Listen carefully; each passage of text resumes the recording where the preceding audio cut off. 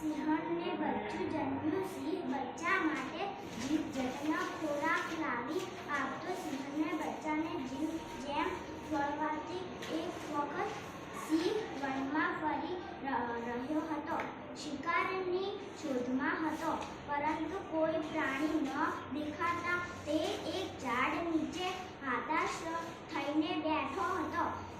એવામાં એક બકરીનું બચ્ચું આમ તેમ કૂદકા મારતું તેની નજરે પડ્યું. સિંહ તેને પકડી લીધું, પરંતુ તેને મારતા તેનો જીવ ચાલ્યો નહીં. તેને દયા આવી. મનમાં થયું કે જેમ મારું બચ્ચું મને વહાલ્યું છે, તેમ સૌને પોતાનું બચ્ચું વહાલ્યું હોય. આને સિંહણ પાસે લઈ જાઉં, ત્યાં તે મારા બચ્ચા સાથે રમશે અને મોટું થશે.